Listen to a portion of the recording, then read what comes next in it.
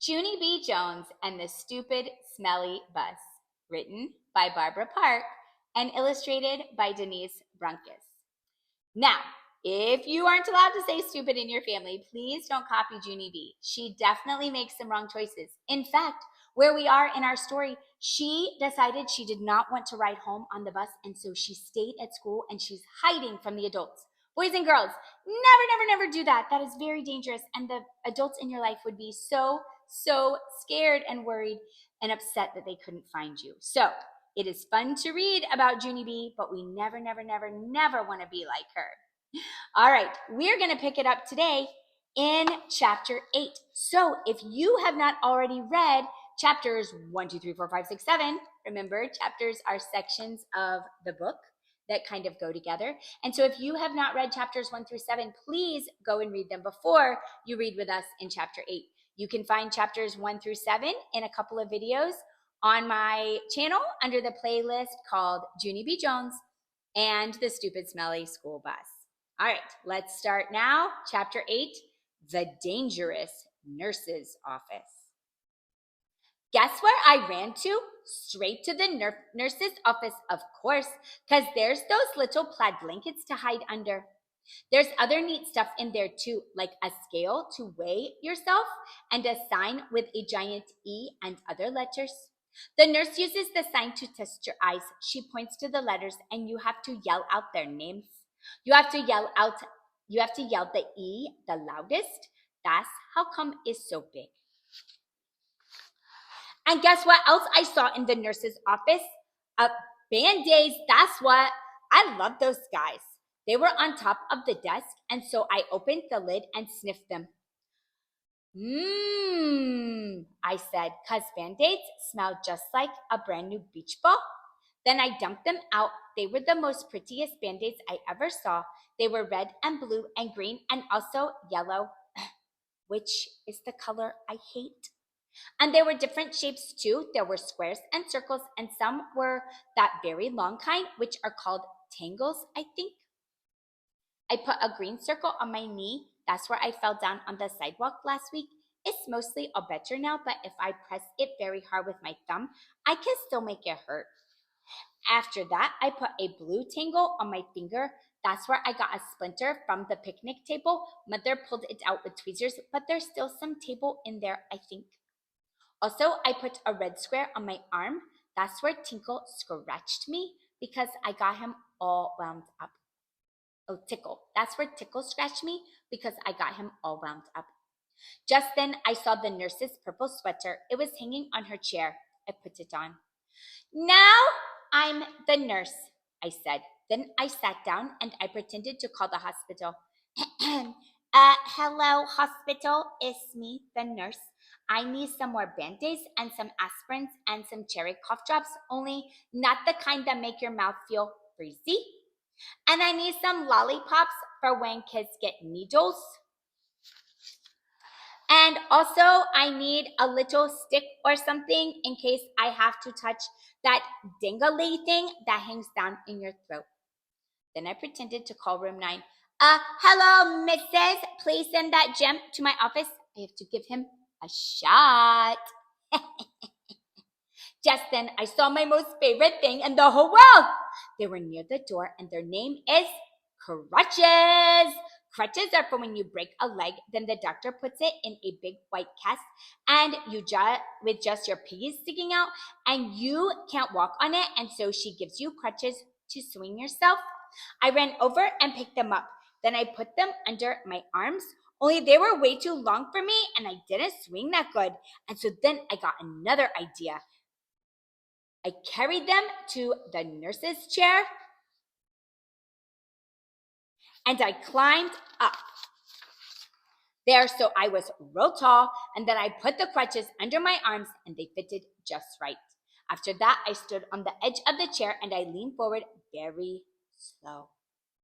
Except then a terrible thing happened. The chair was on wheels and it rolled away from my feet, and I got stuck on the crutches way high in the air, and I was very dangly up there. Hey! I shouted, get me down from here! Then I wiggled around and one of the crutches slipped and I came crashing down and I banged my head on the desk. Ow! I yelled, ow, ow, ow! Then I picked up the phone again. I quit this stupid job, I said, and then I ran out of there very fast. Because the nurse's office is a dangerous place, and crutches aren't my favorite thing. Chapter 9. Zooming speedy fast. I like running inside the school. It's funner than running inside your house. In school, you can zoom with your arms out like a jet plane, and you don't knock over the furniture, and also the head doesn't get broken off your mother's birth statue, which used to be a blue jay, I think. I zoomed straight to the cafeteria because there's a lot of tables to hide under in that place. Only when I tried to open the door, it was all locked up. And so then I ran to another room across the hall, only that stupid door was locked too. Hey, who did all this dumb locking? I asked. Then I started jiggling up and down because I was having a little bit of a problem, that's why. The kind of problem that's called personal, and it's about going to the potty. And so all of a sudden, I had to run down the hall speedy quick, right to the girls' bathroom. Only guess what, when I got there? That stupid door wouldn't open either. And so I kicked it and I hanged on the handle because I weighed 37 pounds. Open up and I mean it, I yelled. But the door kept on staying shut. It's an emergency, I shouted, and then all of a sudden I remembered about that boy I can beat up because he had an emergency too, and he got to go in the boys' bathroom. And so I zoomed across the hall and I pulled on the boys' bathroom door, but that dumb thing was locked too. Stupid doors! I hollered. After that, I started to jiggle up and down very fast. Oh no, now I'm gonna have an accident on my skirt that looks like velvet. Wait, just then I remember something else about emergencies because Mother told me what to do if I ever needed help. And its name is call 911. And so then I ran back to the dangerous nurse's office because that's where the phone was, of course. And then I picked it up and I pushed the 9 and the 1 and another 1. Help! This is emergency, I yelled. All the doors are locked in this place and now I'm going to have a terrible accident. Then I heard a voice on the other end. She said for me to calm down. Yeah, only I can't because I'm in big trouble and I'm all by myself and I need help real bad. Then the lady said to calm down again, except for I couldn't stand still. And so I just hung up and ran right out of there.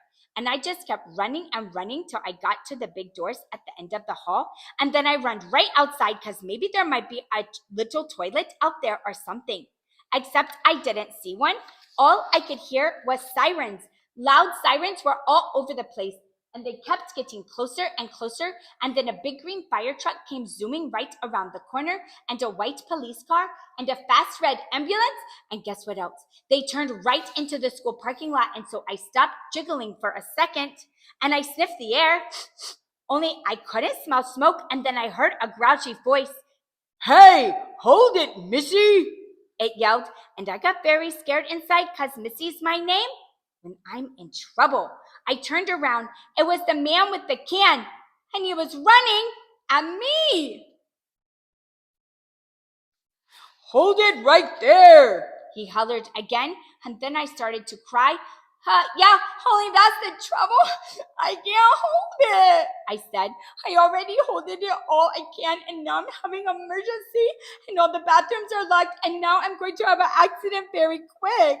And then the man with the can didn't look so grouchy anymore. Well, why didn't you say so, sis? He said. Then he pulled a big bunch of keys out of his pocket and he grabbed my hand. And then him and me zoomed back into the school, speedy fast.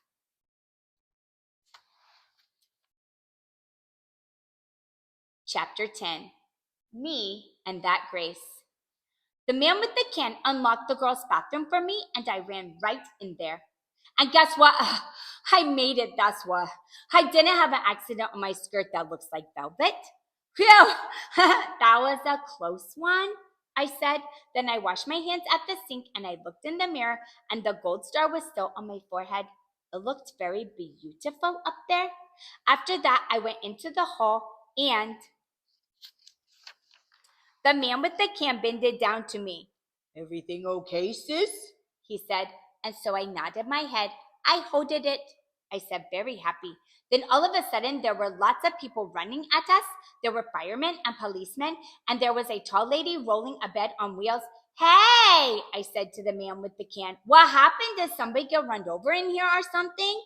Then I saw Mrs. and Principal and Mother. They were running at us too, and then Mother bended down and hugged me very tight. After that, everyone started talking at once, and nobody was using their quiet voices, and nobody was smiling either. Principal started asking me a jillion questions. Mostly they were questions about hiding in the supply closet. I'm a good hider, I told him. Principal acted a little bit grumpy. He said I wasn't allowed to do that anymore. When you go to school, you have to follow the rules, he said. What would happen if every boy and girl hid in the supply closet after school? It would be very smushy in there, I said. Then he made his eyes frowny. But we wouldn't know where anyone was, would we? He said. Yes, I said, we would all be in the supply closet. Then Principal looked up at the ceiling, and I looked up too, but I didn't see anything again. After that, Mother looked at my Band-Aid.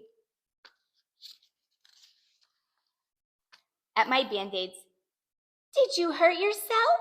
She asked.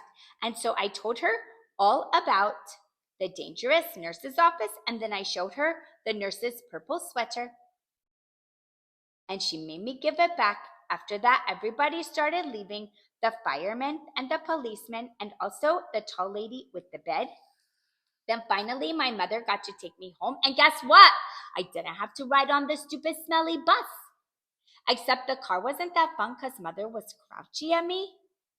I'm sorry the bus wasn't fun for you, Junie B, she said, but what you did was very, very wrong. Didn't you see all the commotion you caused? You had a lot of people very scared. Yes, but I didn't want chocolate milk poured on my head, I explained to her. That's not going to happen, growled Mother. And you can't just suddenly decide for yourself not to ride the bus. Hundreds of kids ride buses every day, and if they can do it, you can do it too. And my eyes got wet again. Yeah, but there's memes on that thing, I said all sniffly. Then Mother stopped being so growly. What if you had a friend to ride with? She said. Your teacher told me there's a girl in your class who will be riding the bus for the first time tomorrow. Maybe you could sit together. Would you like that? I made my shoulders go up and down. Her name is Grace, said Mother.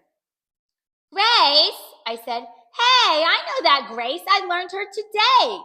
And so when we got home, Mother called that Grace's mother, and then they talked, and then me and that Grace talked too. And I said hi, and she said hi, and she said she would sit with me. And so tomorrow I get to take my little red purse on the bus, and I get to put it on the seat next to me so nobody will sit there except for that Grace, of course. And then she and me might get to be buddies, and we can hold hands just like me and Lucille. I will like that, I think. And guess what else? Tomorrow, I think I might like yellow a little bit too. The end. That is the end of Junie B. Jones and this stupid smelly bus. Did you like that book? Man, I did. Oh, Junie B, she is so silly. And like I said, she's a little bit naughty. I want to say again, never, never, never, never hide from your teacher or your parents because they will get very scared and very worried for you. And something bad might happen to you. Junie B could have gotten really, really hurt in the nurse's office playing with things that she wasn't supposed to play with. But you're not going to be like her. It's just fun to read about her. And she is going to do much better tomorrow, I'm sure, because actually in a lot of the other books, Junie B rides the bus and it's just fine. She just is a little nervous because it's the first time. And it's okay to be nervous the first time you have to experience something. But you are getting to be big boys and girls, and it's okay to do new things and to try them and to be brave, just like Junie B is going to be on the bus tomorrow. And like she said, she's going to like it a little bit more. Every day she does it, it will get a little bit better for her. If you would like to read some other Junie B books with me, check out my channel. There's a bunch of them on there. look for the playlists called Junie B Jones and then there will be different books with the different book titles. And you can read along with me and Junie B and all of her really silly escapades because she is such a fun character.